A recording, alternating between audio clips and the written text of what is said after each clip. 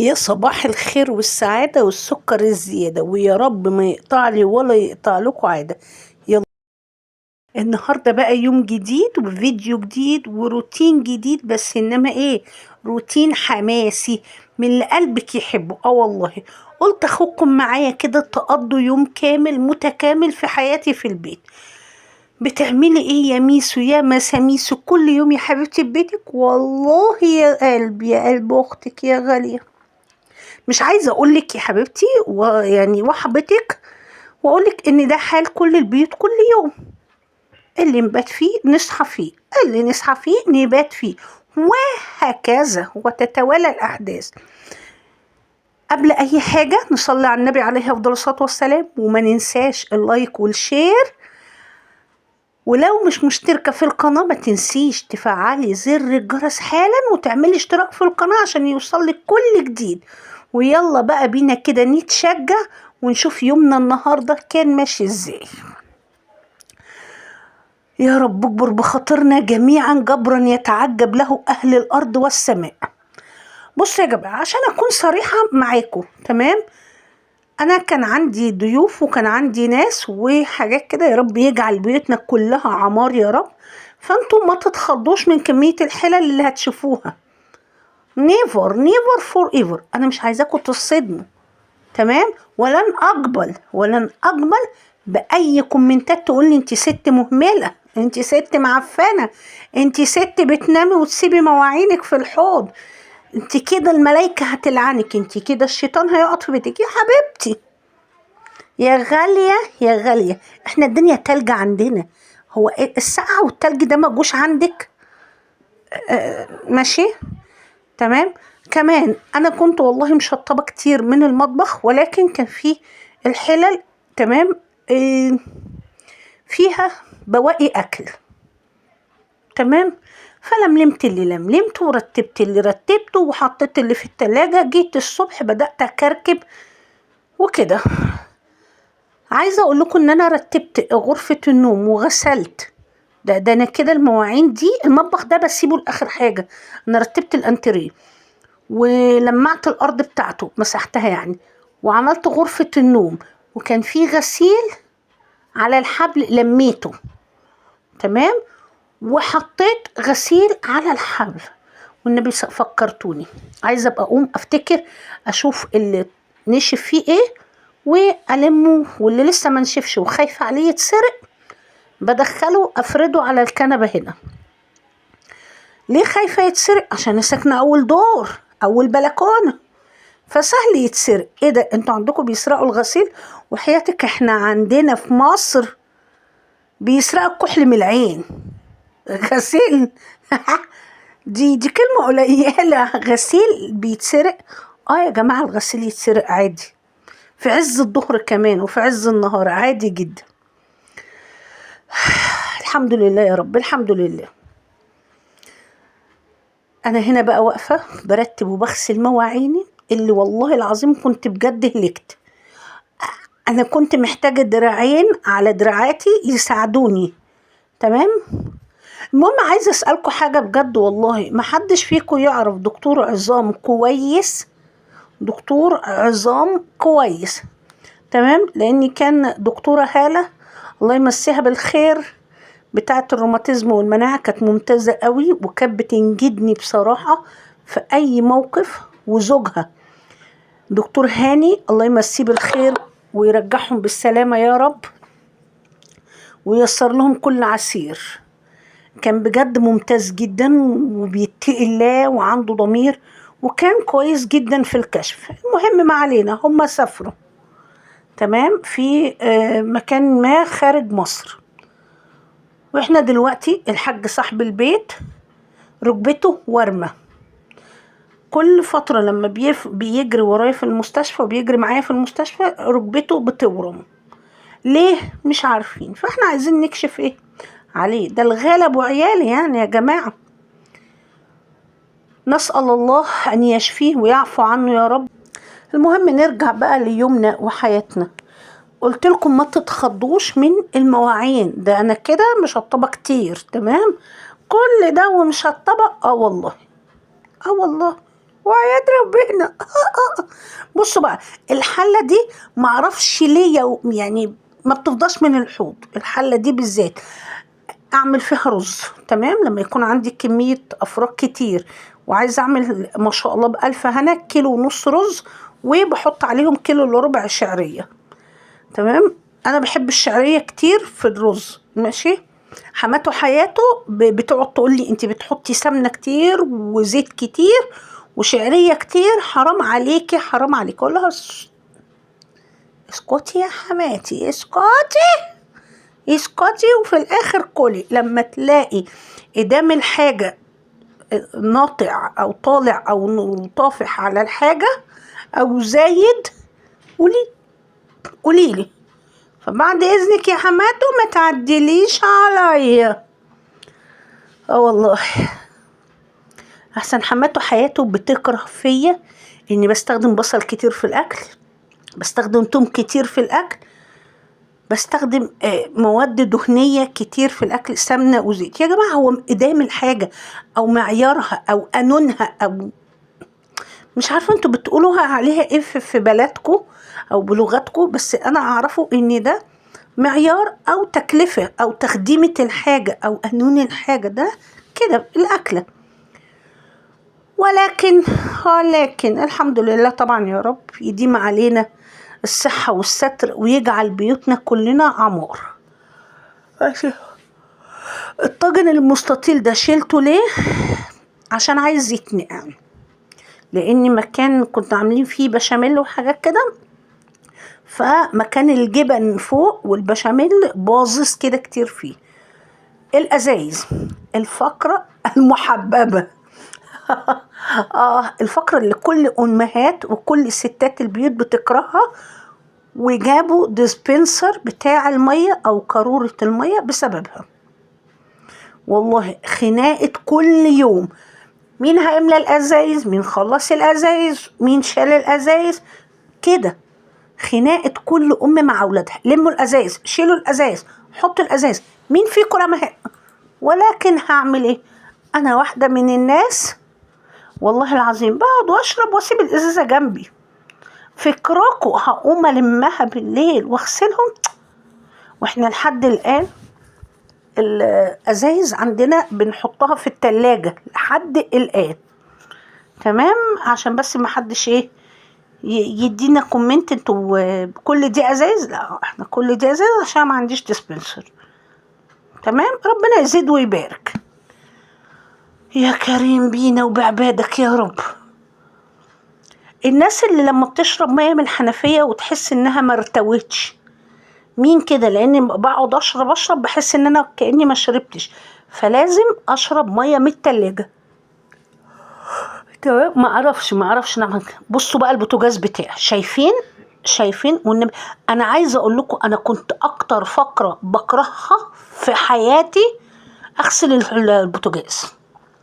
ولكن الايام دي الحمد لله ربنا هديني، يا رب يهديني ويديمها عليا نعمه كده، ويكملني بعقلي ان انا افضل اغسل بوتاجازي كل يوم. تمام، ما اعرفش ليه هي جات لي حاله فوبيا كده، بخاف عليه. عايزه اقول لكم الاكل وهو محطوط بقعد امسح. تمام، الحلل وهي على النار وحاجه فارت او حاجه عملت، بقعد امسح فيه كده. ماشي، اللهم زد وبارك. ليه يا ميسة بتعملي كده؟ عشان بيني وبينكم البوتاجازات دلوقتي والاجهزه المنزليه بقت لمن استطاع اليه شراء، والله العظيم. فانا خلاص بقيت بس، ما هو خلاص هرضى بكل الامور الواقعيه وهحافظ على ما املك او ما تبقى من حياتي. فانا لازم احافظ على بوتاجازي يا جماعه. ما انا بوتاجازي لو حصل فيه شيء هطبخ على الشمعه. وفكركم الحاج صاحب البيت هيجيب لي بوتاجاز جديد؟ لا خلاص، اللي اتكتب في القايمه اتكتب.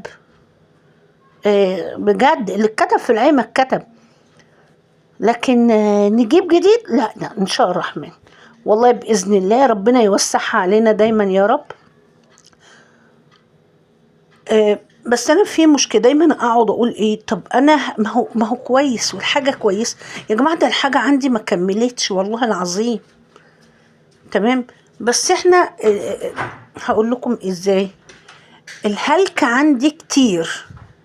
تمام، يا رب كرمنا يا رب. والبوتاجاز ده اتحمل معايا شغل كتير. تمام. اشي اكل واشي عزومات بتتعمل عليه، واشي اطعام بيتعمل عليه، واوردرات اكل، ما كنت بعمل اوردرات اكل وكان فيا صحة وحيل، واشي وجبات افطار في رمضان. تمام. فكان ما شاء الله ما شاء الله تبارك الله. ماشي. عشان بس اقول لكم انا كنت بعمل، اللهم صل عليك يا سيدنا محمد، كنت عليه الصلاة والسلام، كنت بعمل اطعام وبعمل كل حاجة. تمام. المهم هنا بقى حصل ايه، انا مسكت الرخامة صبنتها والحوض والدنيا دي كلها، ولكن طلعت الكاميرا ما بتصورش. سكت والله العظيم. انا بقول لكم مش عارفة انا النهاردة كان مالي مع عدم التصوير ليه. مالي انا كنت فعلا من الصبح بره وخلاص ما نمتش، وكنت هلكانة وهمدانة وعايزة انام. قلت انا لو نمت مش هقوم، والله مش هقوم ولا هعمل اكلي ولا حاجتي. وكنت بادئه بنظف شقتي دي كده الساعه 2:30 الظهر. يا معفنه 2:30 يا كسلانه يا جماعه. قلت لكم انا كنت بره من الساعه 6 الصبح. تمام. وعلى ما رجعت ورحت السوق وجيت، بصوا ما شاء الله، ادي اهو بلكونتي وغسيل المنشور تسلم ايديا. وبصوا قدام الشقة السلم زي الفل، انا رحت مسحة كمان، في حين ان انا والله اول امبارح كنت مسحة. طب ليه يا بنت الحلال؟ ما علينا. نخش بقى لفقرة هنتغدى ايه. عملت حتة غدوة حلوة قوي. عملت كريب شاورما فراخ، وعملت كريب بطاطس. تمام. ايه اللي في الطبق ده انا جبت بانيه شرايح، بانيه صدر فراخ. تمام. صدور فراخ ومسكتها قطعتها شرايح رفيعة، يا اما انتي بتقولي اللي بتاع الفراخ يقطعها لك شرايح رفيعة. ورحت ماسكاها عاملة ايه بقى، جايبة شوية مية. تمام. يا اما لو عندك زبادي او عندك لبن تمام. انا بجيب يا دوبك معلقتين مية حطيتهم. تمام. وحطيت عليهم نص معلقة خل عشان الكمية بتاعتهم كانت قليلة. وحطيت ملح، فلفل اسود، بابريكا، كاري. تمام. جنزبيل، توم بودرة، بصل بودرة. وقلب قلب قلب. وحطيت بابريكا، لا ما حطيتش بابريكا. وحطيت حبة زعتر صغيرين يا دوبك نطرة. قلب قلب قلب. حطيتهم في التلاجة حوالي نص ساعة اتبلوا مع بعض بقوا 100 فل. رحت جايبة الطاسة الجميلة بتاعتنا ورحت ايه حطها على النار تسخن شوية زيت، نزلت بالفراخ. ما بقلبهاش غير بعد حوالي 8 أو 10 دقايق. ليه؟ عشان ما تنزلش ميتها. تمام. ورحت كنت مقطعة بصل شرايح أو هلال، انت قطعي زي ما انت عايزة. وكنت حاطة كام فلفل سبايسي. ليه؟ عشان انا ما عنديش فلفل رومي ولا ألوان. ما جبتيش من السوق ليه؟ نسيت وفاكرة ان انا عندي. تمام. حطيت كمان عليها ايه بقى، ده اختياري، حطيت صويا صوص. ده اختياري، بس انا بحب دايما الشاورما او ان انا لما اعمل الكريب اميزها شويه بان انا بحط لها شويه صويا صوص. انا بحبه. تمام. لو انت عايزاها بقى شاورما شامي خالص بتحطي دبس رمان، مش عايزه كده ما تحطيش. المهم هنا بقى الحشوات ايه بقى، خيار مخلل عادي، وزيتون اهو بصوا. تمام. انا الخيار مقطعاه شرايح عشان ده كان خيار الصغير او اللي هو بيسموه خيار قش، فانا كنت مقطعه.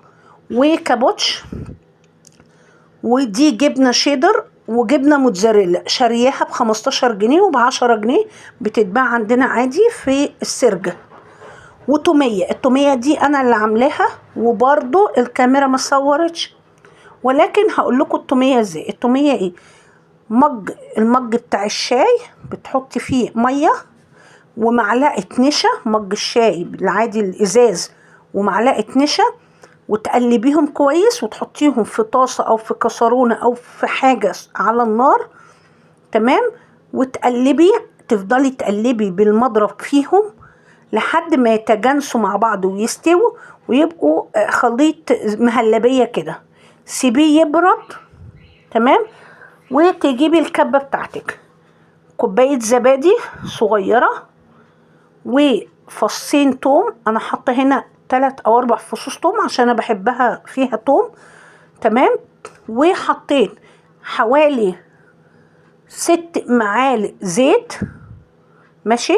في كل ده في قلب الكبة. ما عندكيش كبة في الخلاط، انا كنت بعملها في الخلاط لحد ما جبت الكبة دي.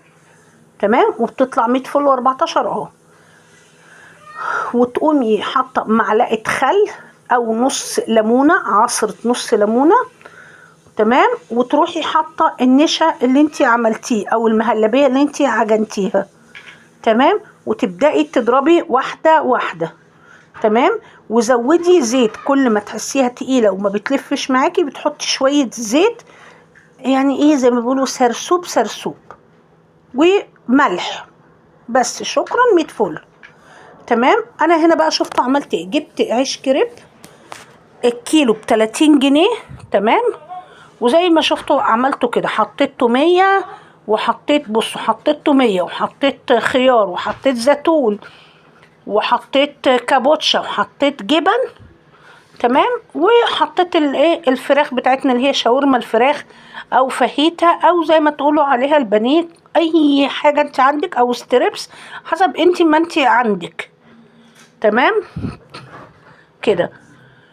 على فكرة يا جماعة العيش ده ينفع تعملي منه كريب، ينفع، بس 2 نصين، مش ربع والتلات ارباع كده، لا، نصين. وحطي الخلطة بتاعتك او الحشوات بتاعتك اللي انت عايزاها في النص وتقفلي. في مرة هبقى اوريكم بعمله كريب ازاي. بص انا هنا بعمل ايه، بتنيه حتتين وبلف من الجنبين وبقى رول 100 فل و14.